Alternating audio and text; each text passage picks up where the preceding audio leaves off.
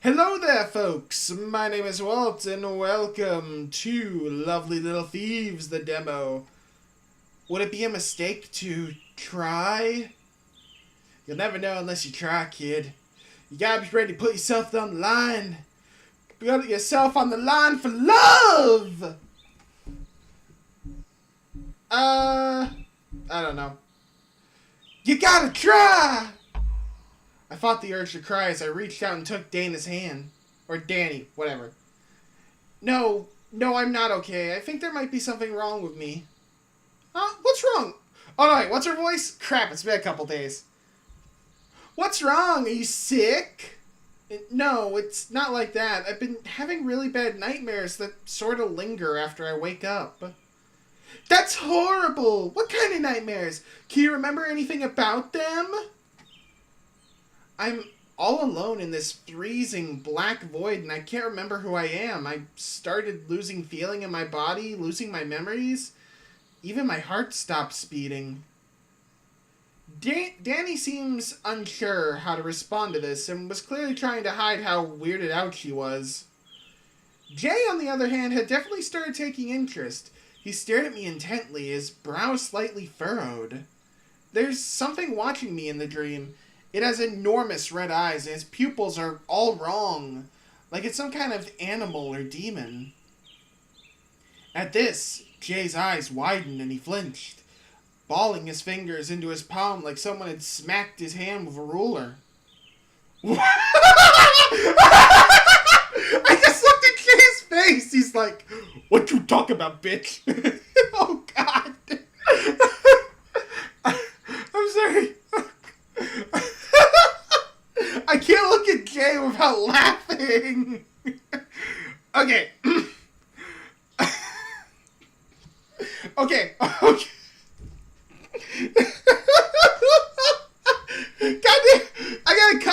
I'm using my hand to cover Jay's face because I'll never get anywhere if I don't. Okay. Yeah, that seems pretty abstract, bizarre. Yeah. Jay eventually noticed me taking notice in him and turned away. I'm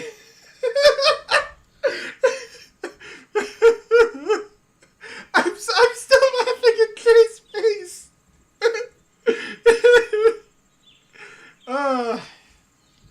Pretending to be distracted by something in the woods. So they're bothering you even after you wake up? Like, are you having headaches, stomach pain, stuff like that? Well, I was getting more and more uncomfortable about revealing details of the nightmares that Jay seemed to know something about. But that's impossible. How could he? I was afraid of what the answer could be. I don't think I want to tell Dana about hearing the voices of the visions, and I really don't want Jay to know about them. Yeah, I'm just having headaches, nausea too. It's probably why I fell down a minute ago. Okay, as soon as the van's running again, we're gonna lay you down the back seat. You rest your head in my lap. I'll brush your hair, and we'll take it easy until we get you out of this heat. How's that sound?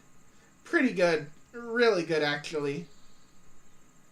I'm afraid that's not gonna happen. I turned to face Randy. Wow, if he looked miserable before. Russell stood next to him, face contorted in a worrying blend of rage and disbelief. Great! I hope that's your good news, face, Russell. Colin waned back over from the opposite side of the road, arms crossed in expectance of a worst-case scenario. So what's the scoop? The scoop is that there's Russell shook his head like he was trying to knock the right words down from his brain out his tongue. Well, there's a big hole burned clear through the side of the battery, like it goes all the way straight through it. And it's this big around. Randy made an oval-shaped gesture with his thumb and middle finger. Given the size of his hands, that was indeed a shocking hole. It's insane! I've never seen anything like it. That car isn't going anywhere tonight. I kind of like that. Oh. No! Fuck! What's the matter, Colin? I thought you liked sleeping in the van. No, I like sleeping alone. And don't push your luck, Gigantor. Ooh, nice reference. Danny stomped her foot down and snapped her fingers at a hostile pair. Zip it, both of you. Not the time, okay? Not the fucking time. Chill out. Please, Randy, just remember the bet, okay? I made him promise. Yeah, I'm sorry, Colin. It's fine. I wasn't expecting any better. We have to start discussing our options. Do we have any chance of, like, walking to the nearest town? Russell ran his hands over his face and through his hair in exhaustion. Not a chance. It's at least 20 miles. Damn it! We need to be ready for the possibility that we'll be staying the night out here. Man, I don't know how we're gonna do that. I really don't.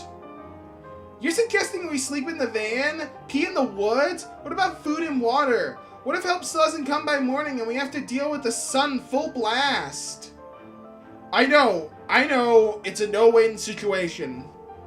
What if something does show up and it wants to ransack the van? Black bears, remember? Black bears! Cha? Give me a minute to think, okay? We do have some options in front of us here. We have to be smart and we have to be safe. Does anyone want to at least try and look around for help while we figure this out instead of standing here with our thumbs up our asses? No, we're not going into the woods alone. We're losing daylight by the second, and you can get lost in those trees in a heartbeat. Well, we should send someone down the road then. Let's be proactive in our fertility, people. I mean, at least... Whoa! Russell's mad. Russell slammed his fist into the side of the van. Colin jumped and for a fleeting second, almost cowered next to Russell. Shut up, Colin! Both you and your sister, just shut up for a second! Ugh, you goddamn rich kids should have stayed home if all you plan to do is freak out every time there's a bump in the road. Hey, I wasn't freaking out, I was just... Colin was cut off again, this time by a jab from Russell's fingers straight to his sternum. Yes, you were! You were not helping the situation, and everyone here has had it up to here with your shit! I don't want to hear another word out of you until we have all this figured out! Russell punctured his words with further pokes to Colin's chest, enough to make him stumble back on the road. Daniel looked back and forth between the two boys, sinking her nails into her denim sleeves and biting her lip. I'm taking charge of the situation right now. Not you, not your sister. I am. Because I want to get us through the day without any more stupid arguments. Is that understood? Dude, Russell's, like, insane. Colin clutched gently at his shirt closely to his chest, rubbing his thumb over the spot where Russell had shoved him. Russell took a deep breath, pressing his fingers in the bridge of his nose. Everyone else just traded awkward looks. Okay, now, you want to send someone up the road just in case? That's what you want to do? Russell was trying to calm down, but he was overcompensating. His forced tone was unsettling, and he still couldn't loosen the threatening weight in his voice. Colin just kept his head down, unwilling to answer. After a few seconds had passed, he gave a hesitant nod, but no more. It was weird to see him acting that way. He wasn't intimidated by Randy, his sister, or me. Something about Russell... Alright. Anyone want to walk down the road a piece and see if there's anything ahead while the rest of us talk out our options? I don't think I've ever felt this stressed out in my life. I guess that means the best thing to do is... Yeah, I think we could go for a walk. I'll go. I think I need to clear my head a little. Are you crazy, girl? You were feeling groggy a few seconds ago, like falling over groggy. Yeah, you've been acting really weird today. I don't think that's a good idea. I'm fine. I just need to walk for a while, okay? Just let me go for a few minutes and I'll feel a lot better. I'm not trying to tell you what to do. It's just... I am. You're sick, Don. You should roll down all the windows and just let you lie down in the van for a while. Excuse me, Russell, Danielle. If I might put you at ease, I could accompany her down the road and make sure she's... No! Wait, why do I want... He knows something. Shouldn't we be wanting to, like, be alone with him? I mean, no, thank you. I'll be right back. I just need to get some oxygen flowing through my system again. Daniel raised her eyebrows and sighed. Russell crossed his arms and swayed uneasily. Okay. Be careful. Don't go any farther than a quarter mile. Stick to the road and keep an eye out for signs or people. Either could help us out. Thanks, I'll do that. I quickly put some distance between myself and the group. My heart pounded through my soles of my feet as they slapped against the asphalt. I just need to get away from the noise for a while. Seeing everyone at each other's throats like that, the whole trip is just falling apart. No, I was falling apart. I couldn't make this disaster any better because I could barely even remember who I was most of the time. I hadn't been running for long, but I already felt dry-mouthed and short of breath. My head was pounding too. Oh no. This was so stupid. Why had I run away? Of course I was going to start getting sick again. I just needed to be alone. I know. I understand. Oh dear. Slowly, I opened my eyes. My body was cold. I felt like my head should be racing, but instead it was beating slower and slower. It's going to be okay. It won't be long now, I promise. The sharp snap of a twig pulled my mind back into focus. How had I ended up in the woods? I tried to turn my head back in the direction of the road, but I couldn't even see it anymore. It hurt to turn my head over my shoulder like that. I didn't like it. I faced forward again. I realized my feet had been moving on their own the whole time. How much time had passed? How far had I gone that I couldn't even see the road anymore? Shh! Easy now! You shouldn't overexert yourself. If there was one thing I had enough of today, it was being told what I should and shouldn't do. With every ounce of strength in my weird little body, I forced myself to stop. I tensed up stiff as a board, planted my feet firmly on the grass, and shouted, "No!" I heard a cry of response echoing behind me. It was too distant to make out specific words, but the voice sounded like Russell's. I wasn't far from them at all. I must have been just out of sight from the road, but I could make it back easily. My body still felt cold all over, but I was immediately aware of a buzzing, burning pressure increasing on my back. The force was pushing me forward. It sprung to my legs, coaxing them to continue walking into the forest. "Oh no, you don't!" I threw my weight as hard as I could toward my left side, staggering and spinning away from the hot pinwheel of pressure on my back. My ankle twisted under me and I fell flat on my butt. Ugh! Oh no, it wasn't the sprain, was it? Whoever was out would get me. Oh, hi! I've got a few more problems than illiteracy right now. It was right in front of me. I felt in full control of my body now, but I was sure I had lost my mind. It was a translucent shadow of a snake, thicker around than I was, and nearly as tall, rearing up on its stomach. It was taller than me at the moment, and since I collapsed in the dirt, I couldn't tell how long it was. It seemed to trail off eternally into the forest without ever really touching the ground. My eyes met the creature's. All I could see in them was a milky reflection of my own terrified face. There was no understanding or intelligence in his eyes. It didn't seem angry or confused by my unsuccessful escape. It just sat there, evaporating into purple heat as it stared me down. The voice I'd been hearing hadn't come from this horrible snake. I didn't know this monster. Whoever the voice was, it knew me. Because the voice came from inside me, right? I already knew that. I didn't like thinking about it any more than I had to. It just kept hovering there. Hovering like... Maybe its tail was connected to something too far away to see. Something either holding it up or dangling it down from some living lure. But it's definitely here to lure me somewhere. But I'd stopped taking the bait, so... What was it gonna do? My ankle throbbed with pain. This was it. No way out, right? Go away! Please! Why can't you just leave me alone? The snake remained motionless for a second. Then it shot forward and clamped its mouth around my injured ankle. Ah!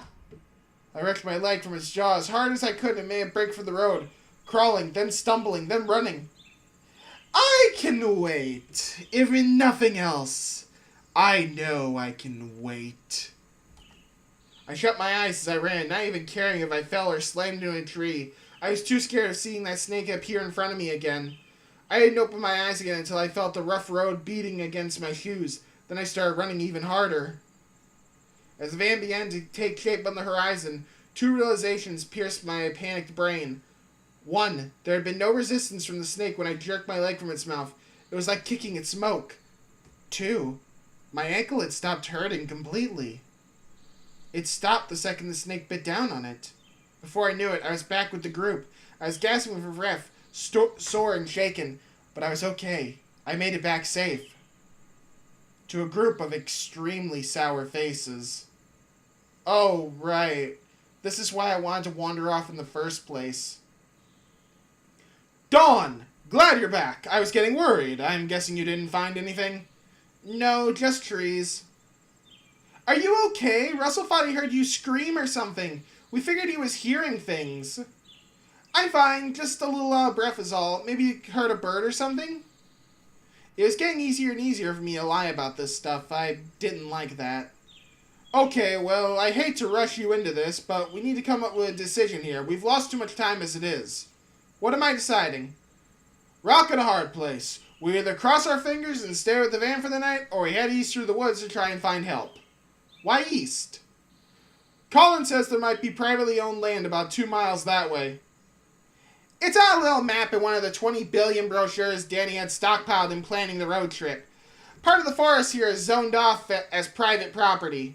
There's no access road listed on the Atlas map, so I don't know. It could have been some private orchard, hunting lodge, or just land that was planned for development that never completed.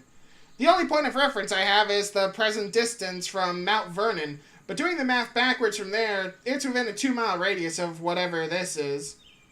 The odds that the plot is occupied by people now is near deadly, but it's at least worth checking out. I have to disagree. Jay?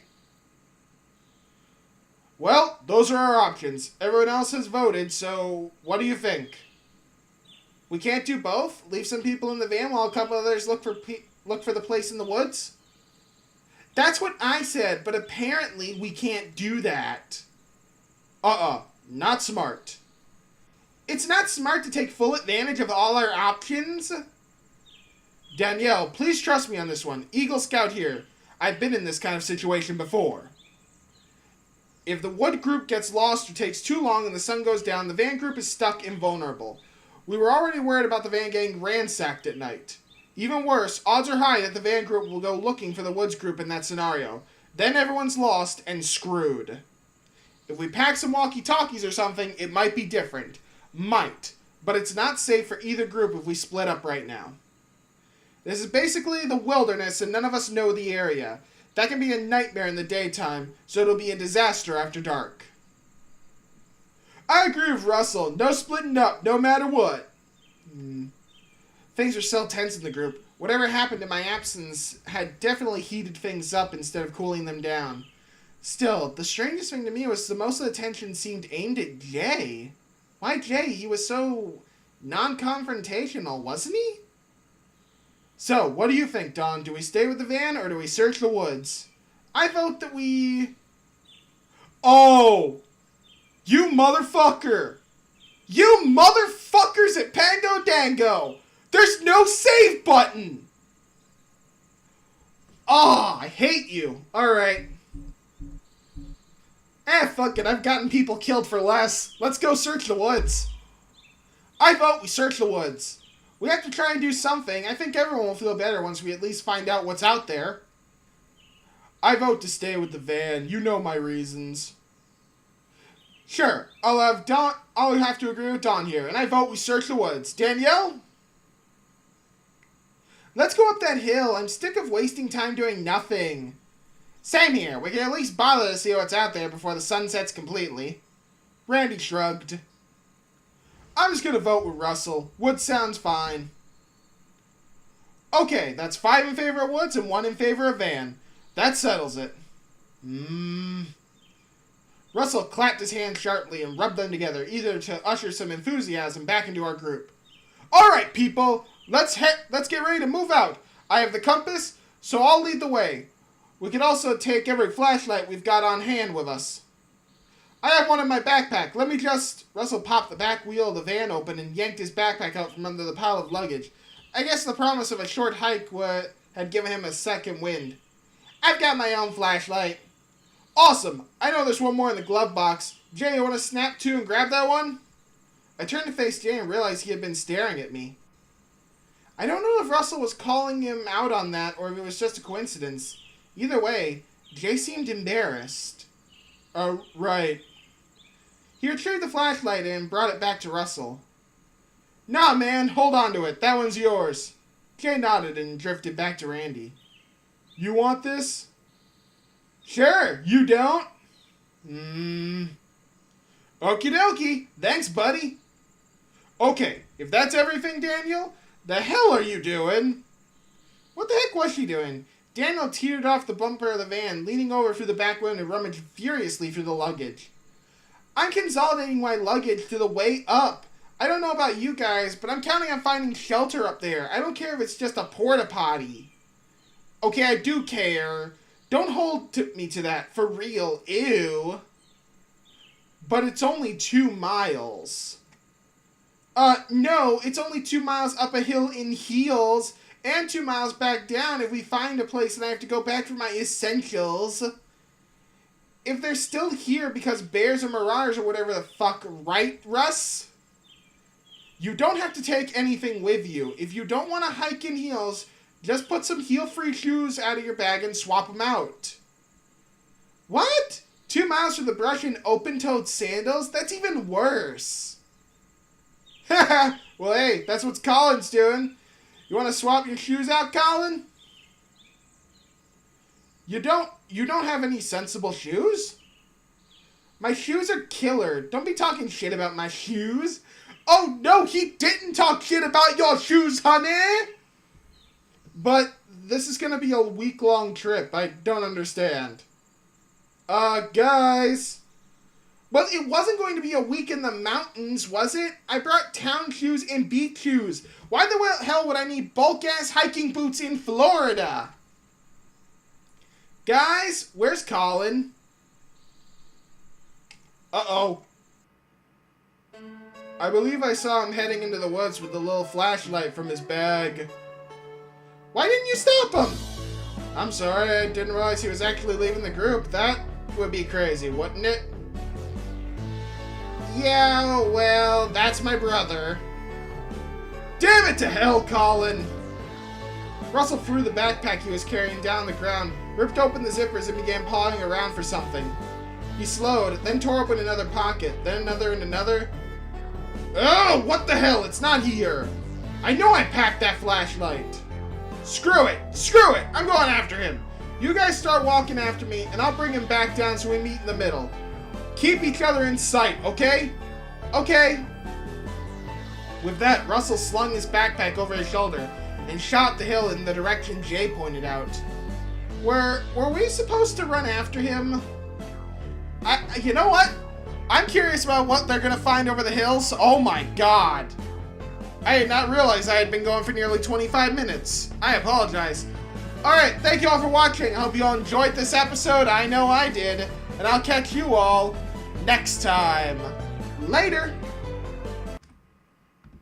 Jesus Christ, sometimes